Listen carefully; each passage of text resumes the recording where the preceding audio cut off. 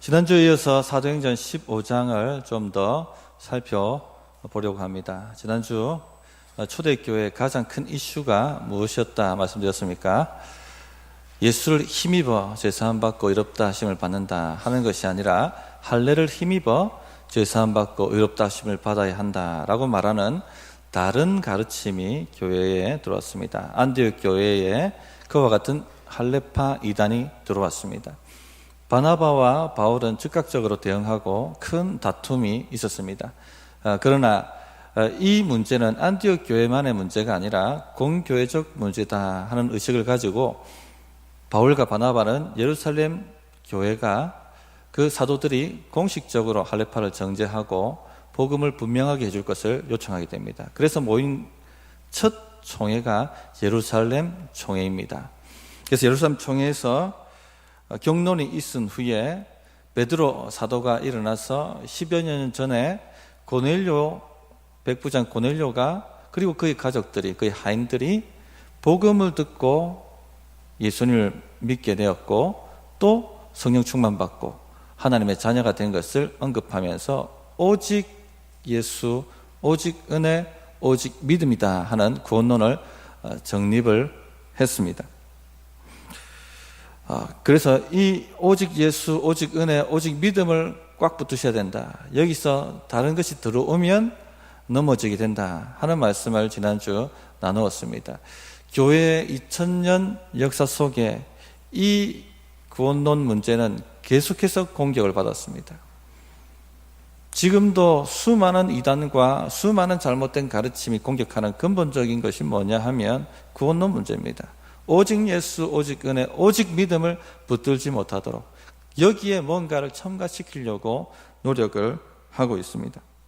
만약에 우리가 오직 예수, 오직 은혜, 오직 믿음이 아니라 다른 무언가를 첨가시키게 되면 예수의 피의 능력이 사라지게 됩니다. 복음의 능력이 없어져 버립니다. 그렇기 때문에 마귀는 지속적으로 이 부분을 공격하고 있는 것입니다. 만약에 다른 것을 의지하기 시작하면 마귀는 우리를 마음껏 주무를 수가 있습니다. 갈라디아서에서 사도 바울은 만약 다른 것을 붙들게 되면 그리스도에게서 끊어지고 은혜에서 떨어진 자가 된다고 말씀하셨죠. 또 더 심하게는 저주를 받는다라고 말씀하셨습니다. 저주받는 인생이 되고 맙니다. 그런데 우리는 어떻게 합니까? 보통 오직 예수는 살그머니 놓아버리고 별 중요하지 않은 비진리 문제, 죽고 사는 문제가 아닌 그런 문제를 가지고는 끝까지 붙들고 원수 될 때까지 다투고 싸웁니다. 오직 예수를 붙들고 오직 예수를 위해서 다투고 싸우는 게 아니라 별 중요하지 않은 것, 사소한 문제들 그것 가지고 박터지게 다툰단 말입니다. 마귀의 계략입니다. 여기에 빠져들지 마시기 바랍니다. 오늘은 총회, 예루살렘 총회의 결의 부분을 다룬 내용입니다. 오늘 이 말씀을 통해서 다시금 정립합시다. 오직 예수를 붙들고 그리고 오직 예수 아닌 것 비진리적인 부분은 서로 양보하자. 이 두 가지를 좀 붙드는 시간이 되었으면 좋겠습니다. 첫 번째, 예루살렘 총회는 오직 예수, 오직 은혜, 오직 믿음이다 하는 복음을 재천명합니다. 확인해 줍니다. 마지막으로 야고보가 일어나서 말을 하고 매듭을 짓는 장면이 나오는데 여기 야고보는 사도 야고보가 아닙니다. 사도 야고보는 순교하셨죠. 우리가 다루었습니다. 이미 헤롯 아그리파 1세에게 목배임을 당하며 순교하셨죠. 그럼 여기 나오는 야고보는 누구입니까? 예수님 동생 야고보입니다. 야고보서를 쓰신 분, 예수님 동생 야고보입니다. 예수님 동생들은 예수님 살아계실 때 십자가 지시기 전까지 예수님을 믿지 않았습니다. 어릴 때부터 형님, 형 하고 이렇게 지내던 사람들이 갑자기 예수님을 그리스도라고 고백하지는 못했겠죠. 그러나 예수님께서 죽으시고 부활하신 후에 부활하신 예수님을 만나고 난 다음에 야고보는 완전히 예수님을 믿게 됩니다. 그것도 열정적으로 믿게 됩니다. 그래서 예루살렘에 사도들이 많았지만 예루살렘에 공식적인 지도자의 위치까지 야고보가 올라가게 됩니다. 한마디로 말하면 예루살렘 교회의 담임 목사가 되었다는 얘기입니다. 이 야고보는 율법 준수에 있어서도 아주 탁월한 사람이었습니다. 그래서 믿지 않는 유대인들도 야고보 하면 다 인정을 해줬습니다. 야고보를 뭐라고 불렀냐면 의인 야고보라고 불렀습니다. 율법을 지키는 데 있어서도 흠이 없는 사람이었습니다. 뿐만 아니라 야고보는 낙타 무릎으로도 알려져 있었죠. 너무나도 기도를 열심히 해서 기도의 사람이어서 무릎을 꿇고 엄청나게 기도를 많이 했기 때문에 그가 기도했던 자리가 움푹 패여 있고 또 그의 무릎이 낙타 무릎처럼 되어 있었다라고 해서 그를 낙타 무릎이라고 일컬었습니다. 예수 믿는 사람들한테도 존경을 받았고 예수 믿지 않는 사람에게도 하나님을 사랑하고 율법을 준수하는 자로서 인정을 받았던 야고보였습니다. 이 야고보가 유대전쟁, 이 총회 이후에 얼마 지나지 않아서 유대전쟁이 발발하고 이 로마의 군대가 들어와서 유대인들을 다 죽이고 예루살렘 성전을 돌 위에 돌 하나 남지 않도록 다 무너뜨립니다. 그런데 이 예루살렘 전쟁, 유대전쟁이 일어나기 전에 산헤드린 공회가 야고보를 돌로 쳐서 죽여버립니다. 성전이 무너지고 난 다음에 유대인들이 뭐라고 얘기하냐면 의인 야고보를 죽였기 때문에 하나님께서 저주를 부으신 것이다. 이렇게까지 얘기할 정도로 야고보는 율법에 있어서 이처럼 온전한 사람이 없다라고 여길 만큼, 일컬음 받을 만큼 그런 사람이었습니다. 그런데 이 야고보가 공회에서, 총회에서 일어나서 뭐라고 얘기합니까? 의롭다 함은 행위로 말미암는다라고 얘기하지 않습니다. 자신의 행위에 대해서도 전혀 언급하지 않습니다. 뭘 얘기합니까? 오직 예수, 오직 은혜, 오직 믿음이라고 확인해 줍니다. 그것이 14절에 15절에 나와 있죠. 하나님이 처음으로 이방인 중에서 자기 이름을 위할 백성을 취하시려고 그들을 돌보신 것을 시므온이 말하였으니, 여기 시므온은 베드로의 히브리식 이름이 시므온입니다. 말하였으니 15절 선지자들의 말씀이 이와 일치하도다. 하나님이 처음으로 이방인 중에서 자기 이름을 위할 백성을 취하시려고 그들을 돌보신 것. 고넬료가 복음 듣고 성령 받고 하나님 백성 된 것입니다. 그죠? 예. 베드로가 말했죠. 오직 예수, 오직 은혜, 오직 믿음으로 고넬료가 구원을 받았습니다. 이것이 선지자들의 말과 일치한다라고 야고보가 이야기해주고 있는 것입니다. 16절, 17절을 보십시오. 16절 보면 기억해가지고 되어 있죠. 각 주가 있는 성경 쭉 따라 내려가 보면 아모스 9장 11절부터 12절을 인용했다 하는 것을 언급해 놓고 있습니다. 이후에 내가 돌아와서 다윗의 무너진 장막을 다시 지으며 또 그 허물어진 것을 다시 지어 일으키리니 이는 그 남은 사람들과 내 이름으로 일컬음을 받는 모든 이방인들로 주를 찾게 하려 함이라 하셨으니, 다윗의 무너진 장막, 다윗 왕국을 이야기합니다. 메시아가 오시면 이 멸망한 다윗 왕국이 다시 재건될 것이고 그때에는 수많은 이방인들이 주님께 돌아오게 될 것이다 하는 예언입니다. 아모스의 예언입니다. 유대인들은 다윗 왕국을 정치적 다윗 왕국으로 생각했습니다. 그러나 하나님이 말씀하신 다윗 왕국은 진정한 다윗의 후손 예수님이 오셨을 때 이루어질 하나님의 나라를 말씀하신 것이죠. 그때가 되면, 예수님이 오셔서 하나님의 나라를 이루실 때가 되면 수많은 이방인들이 주님께로 돌아오게 될 것이다 라고 하신 말씀입니다. 자, 근데 이 말씀 잘 보십시오. 내 이름으로 일컬음을 받는 모든 이방인들로 주를 찾게 하려 함이라. 내 이름으로 일컫는 모든 이방인들입니다. 내 이름으로 일컫는 유대인들이 아닙니다. 할례가 언급되어 있지 않습니다. 그들은 주의 이름으로 일컬음 받지만 여전히 이방인들입니다. 유대교로 개종한 사람들이 아닙니다. 즉 오직 은혜, 오직 예수, 오직 믿음으로 구원받은 사람들, 이방인들이 이방인인 그대로 주님께 돌아오게 될 것이다 라고 예언한 것입니다. 그러므로 고넬료가 구원받은 것과 주의 말씀이 정확하게 일치한다 하고 야고보가 확인을 해주고 있는 것입니다. 이게 기독교 역사 첫 번째 최초의 총회에서 모여서 결의한 내용입니다. 오직 예수, 오직 은혜, 오직 믿음으로 의에 이릅니다. 구원함을 받습니다. 이것을 붙들고 여기에 우리 성도님들이 승부를 보셔야 됩니다. 제발 플러스 행위를 하지 마시기 바랍니다. 여기에 뭔가 다른 것을 플러스 시킨다는 것은요, 행위를 플러스 시킨다는 것은요, 그게 할례든 성찬이든 무엇이든지 아무리 좋은 것을 갖다 붙인다 할지라도 그 말은 뭘 얘기하냐면 우리는 타락하지 않았다.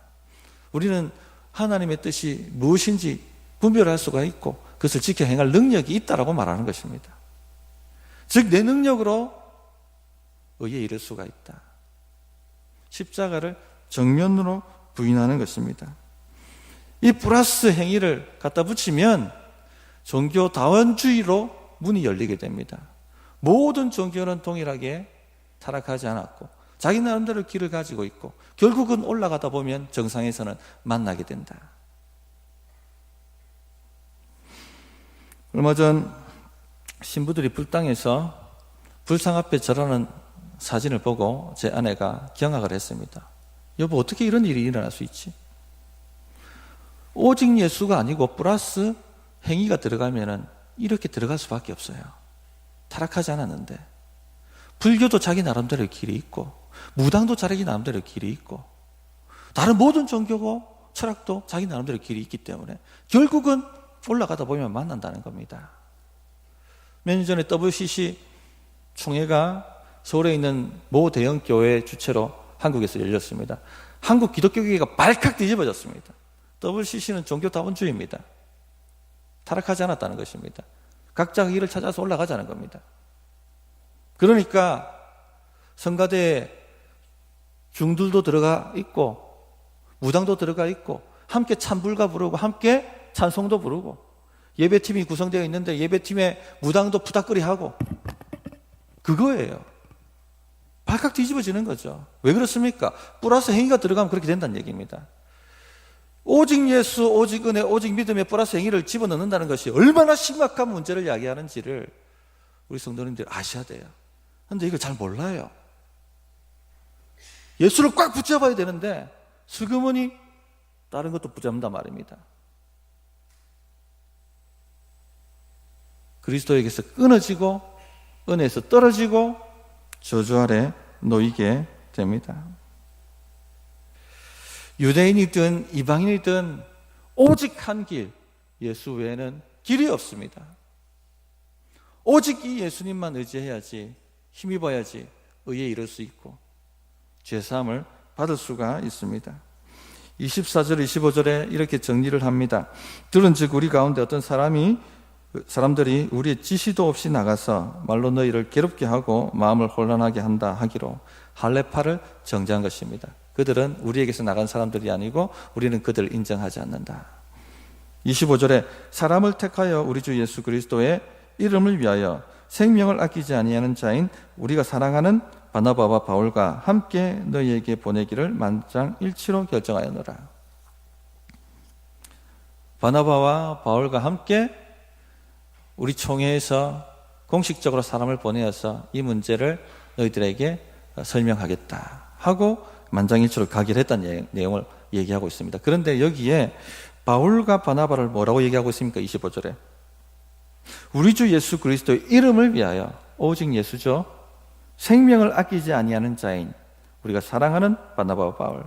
예수님을 믿으려면은요 이렇게 믿으셔야 됩니다.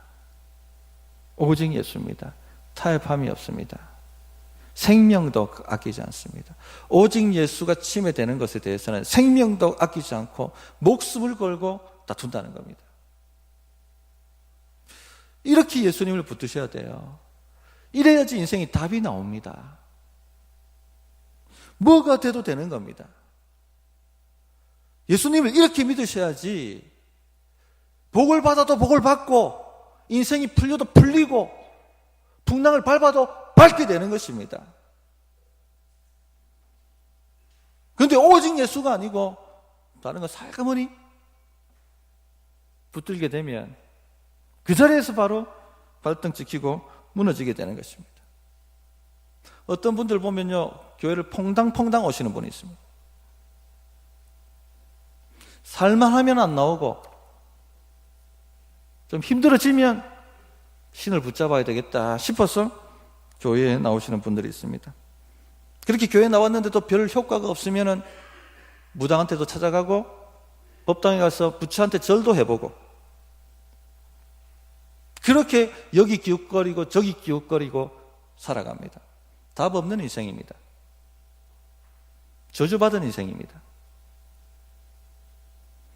그렇게 살면 평생 답 없이 살다가 영원한 지옥 구덩이에 떨어질 수밖에 없습니다. 오직 예수를 붙들어야지 뭐가 돼도 되는 것입니다. 우리 세상살이도 마찬가지지 않습니까? 여기 기웃 저기 기웃하는 인생이 성공한 걸 본 적이 있으십니까?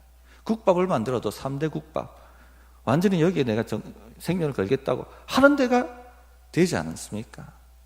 떡볶이도 만들고 순대도 하고 냉면도 끓였다가 라면도 끓이고 불고기도 굽고 커피도 내리고 이런 집이 되는 걸 보셨습니까? 하물며 우리의 운명이 달린 영원한 생명이 달리고 인생이 달린 이 문제에 있어서 오직 예수가 아니고 다른 데도 기웃거리고 퐁당퐁당하고 된다고 생각하지 마십시오. 10년 안에 폭삭 망합니다. 예수 붙잡으세요. 예수 붙잡으세요. 생명을 아끼지 아니할 만큼 붙잡으세요. 다른 길이 있으면 가보시기 바랍니다. 다른 길이 있으면 가보시기 바랍니다. 다른 길은 없습니다. 오직 예수 외에는 답이 없습니다. 또 예수님 밖에 없습니다라고 고백하다 그렇게 믿고 살다가도 은근히 또 행위로가 들어올 때가 있다 말씀드렸죠. 예. 그래서 오직 예수만 붙들고 사시는 분들은 혹 내가 다른 것 행위를 붙들고 있지 않는가, 내가 뭔가 했는데 내가 누군데 하는 거 붙들고 있지 않는가 생각을 해보시기 바랍니다. 점검해 보시기 바랍니다. 그렇지 않고 그렇게 가다가는요 또 큰 코 다치게 되어 있습니다. 우리가 처음 예수 믿을 때는 선행으로도 안 됩니다.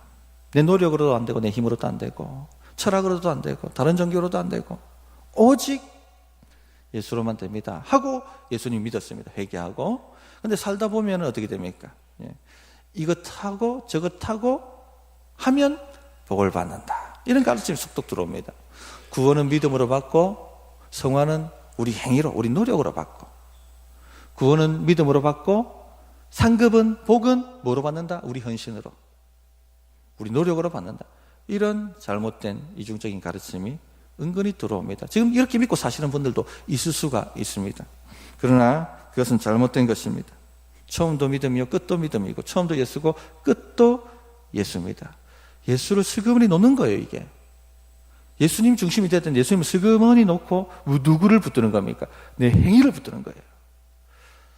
근데 사실을 말씀드린다면요, 우리가 하는 어떤 좋은 행위를 할지라도 예수의 피에 적셔지지 않으면 더러운 것입니다. 의에 이르지 못합니다. 예배를 한다 할지라도, 헌금을 드린다 할지라도, 교회에서 헌신한다 할지라도, 전도한다 할지라도, 심지어 제가 설교한다 할지라도 예수의 피에 적셔지지 않으면 주님 보시기에 더러운 것입니다. 그래서 기도조차도 누구의 이름으로 하라고 말씀하십니까? 예수의 이름으로. 그죠? 예수를 힘입어. 골로새서 3장 17절에 이렇게 말씀하시죠. 또 무엇을 하든지 말에나 일에나 다 주 예수의 이름으로 하고 그를 힘입어 하나님 아버지께 감사하라. 그래서 복받는 비결, 예수의 피에 적시셔야 됩니다. 어떤 행위를 하든지 간에 그 행위가 주의 보혈에 적셔지지 않고 주님 앞에 올라가면 저주를 받습니다. 주의 피에 적셔져서 주님 앞에 올라갈 수 있도록 오직 주님만 의지하시기를 바랍니다. 오늘 어떤 문제 가지고 나오셨습니까? 경제 문제입니까? 아니면 관계 문제입니까? 사업 문제입니까? 건강 문제입니까? 어떤 문제를 갖고 나오셨든지 간에 하나님, 제가 예배 드리면 해결해 주시나요? 제가 기도 드리면 해결해 주시나요? 제가 헌금 드리면 해결해 주시나요? 이런 마음으로 나왔다면 답이 없습니다. 답이 없습니다. 주님, 아무 공로 의지하지 않고 오직 예수 공로 의지하여 나왔습니다. 합당한 은혜를 주시고 불쌍히 여겨주십시오. 주를 힘입을 때 응답받습니다. 두 번째, 예루살렘 총회는 진리 문제 외에는 서로 양보하고 사랑하라 하고 권면합니다. 할례를 행하고 율법을 준수하는 것은 유대인들의 문화입니다. 아무리 예수를 믿어도 유대인들은 이방인이 될 수 없습니다. 또 이방인들도 유대인이 될 수 없습니다. 우리가 예수 믿었다고 한국 사람이 미국 사람 됩니까? 미국 사람이 한국 사람 됩니까? 그렇게 되지 않습니다. 서로 문화가 다 다른 것입니다. 그러므로 진리 아닌 문제는 서로 배려해라 하고 권면을 하고 있는 것입니다. 그래야 상처받지 않고 분열을 하지 않습니다. 20절부터 21절에 배려해야 될 것을 얘기합니다. 다만 우상에 더러운 것과 음행과 목매어 죽인 것과 피를 멀리하라고 편지하는 것이 옳으니 이는 예로부터 각 성에서 모세를 전하는 자가 있어 안식일마다 회당에서 그 글을 읽음이라 하더라. 유대인들이 이방인들과 섞여 살면서 가장 힘들어하는 것 네 가지를 언급했습니다. 첫째는 우상에 더러운 것, 우상에게 바친 고기를 얘기하는 겁니다. 당시 이 소아시아, 지금 터키 지역이죠. 터키 지역에 있는 도시들, 또 물론 로마 지역도 마찬가지고, 이 큰 신전들이 많았고 대부분 거기에서 엄청난 제사가 드려졌는데 그 제사 드린 고기들을 신전에서 다 소비를 못합니다. 그래서 시장으로 다 내다 팔아요. 이게 바로 우상에게 바친 더러운 것들, 우상이 더러운 것들입니다. 그런데 유대인들은 우상에게 바친 고기이기 때문에 더럽다고 생각하고 먹질 않습니다. 그런데 이방인들은 그런 개념이 없지 않습니까? 오히려 신에게 축복받은 고기라 해가지고 더 좋다고 더 사 먹었습니다. 그런데 이 두 사람이 다 이제 예수님을 믿게 된 거죠. 이게 초대교회의 극심한 문제였습니다. 고린도전서 10장이나 로마서 14장에 보면 이 문제가 얼마나 교회를 분열시켰는가 하는 내용이 나옵니다. 초대교회 때는 각 교회로 모이면은 식탁 교제를 나누고 성찬식을 행합니다. 애찬, 성찬 이렇게 얘기하죠. 각자가 먹을 것을 사갖고 옵니다. 우리가 목장에서 식탁 교제 나누는 것처럼 그렇게 가지고 온 거예요. 그런데 이방인들은 시장에서 고기 사와가지고 고기 갖고 오고, 유대인들은 더러운 것들이니까 채소만 가지고 오고 막 식탁 교제를 했습니다. 그 기독교는 식탁 공동체입니다. 밥을 같이 먹을 때 하나님이 함께 하십니다. 그래서 서로 가족됨을 누리게 되고 성령의 교통함을 누리게 됩니다. 이 성찬으로 나타나는 거죠. 애찬으로 나타나는 거죠. 이 세상 살이도 마찬가지죠. 아무리 피를 나눈 가족이라도 식탁 교제가 없으면요 어떻게 됩니까? 멀어집니다. 그런데 피를 나누지 않은 사람도 식탁 교제를 자주 하면 어떻게 되죠? 가족같이 가까워집니다. 여기 비밀이 있습니다. 어쨌든 간에 이 식탁 공동체, 식탁을 나누고 또 성찬을 행함으로써 우리가 하나 되었고 주님 안에서 하나다, 한 몸이다, 성령의 교통함을 누리려고 하는데 이게 분열이 생겨버린 겁니다. 이방인들이 식사하다가 유대인 형제한테 형제님 이 고기 잡숴봐 하고 딱 내미는데 유대인들이 깜짝 놀란 거예요. 우상이 더러운 것이니까. 이 우상 숭배자들 어디다 고기를 갖고 오냐고. 그랬더니 머쓱해진 이방인 형제가 유대인을 가리켜서 이 율법주의자들, 서로 하나가 되고 한 몸이 되어야 될 교회 공동체가, 식탁 공동체가 밥상이 뒤집어지는 역사가 나타나는 거예요. 한쪽에서는 우상 숭배자라고 얘기하고 한쪽에서는 이 율법주의자들을 하고 얘기하고 서로 분열되고 갈라서고 싸우는 역사가 나타나게 된 것입니다. 그래서 예루살렘 총회에서 그 진리 문제 아니니까, 죽고 사는 문제 아니니까 이방인들 너네들이 좀 양보해라, 유대인들 좀 봐줘, 그래 해야지 유대인들한테 복음이 전거되지 않겠느냐, 그렇게 안 하면 유대인들이 복음을 받아들이겠느냐, 또 이방인 교회, 유대인 교회가 서로 하나가 되겠느냐. 그러니까 우상에 더러운 것 삼가해달라 하고 요청을 하고 있습니다. 두 번째는 음행입니다. 음행은 결혼 외의 성관계를 얘기하는데 이건 죄죠. 이건 타협할 대상이 아닙니다. 죽고 사는 문제죠. 죄 문제입니다. 두 번째는, 셋째, 넷째는 피 먹지 말라는 죽고 사는 문제 아닙니다. 이것은 피 먹지 말라는 내용입니다. 목매어 죽인 것을 먹지 말라. 왜 목매어 죽인 거 먹지 맙니까? 목매어 죽인 것은 피 처리가 안 된 것입니다. 이렇게 목을 매달았기 때문에 피가 그대로 안에 있지 않습니까? 이것 채로 먹지 말아라. 넷째는 직접적으로 피 마시지 마라 하고 권면을 하고 있습니다. 질문하겠습니다. 선짓국 먹어도 됩니까? 안 됩니까? 예. 자유하신 분, 복음의 자유를 누리시는 분은 우걱우걱 맛있게 먹을 거예요. 그런데 아직 복음의 자유를 온전히 누리지 못하시는 분들은 어떻게 피를 마실 수 있냐? 레위기 7장 27절에 피 마시지 말라 했는데. 그렇죠? 그럼 누가 양보해야 돼요? 예. 강한 자, 자유를 아는 자. 그러면 쇠고기국밥 시켜서 먹어야 되는 겁니다. 오리피. 어느 오리집 갔더니 오리피를 갖다가 좋다고 이 할명수에 담아가 딱 주더라고요. 마셔도 됩니까? 안 됩니까? 예. 마셔도 됩니까? 안 됩니까? 복음의 자유가 있는 사람은 꼴깍 마십니다. 그런데 아직 복음의 자유를 누리지 못하시는 분들은 어떻게 목사님이 피를 마셔? 아시겠죠? 누가 양보해야 됩니까? 예. 강한 자, 자유를 아는 자가 양보해야 한다는 겁니다. 그 얘기를 지금 하고 있습니다. 그런데 우리는 어떻게 합니까? 오직 예수는 슬그머니 내려놓고 별로 죽고 사는 문제 아닌 이 문제 가지고는 막 박터지게 싸운단 말입니다. 박터지게 싸워요. 제사상에 올라와 있는 돼지머리 먹어야 됩니까? 말아야 됩니까? 그 죽고 사는 문제 아닙니다. 죽고 사는 문제 아닙니다.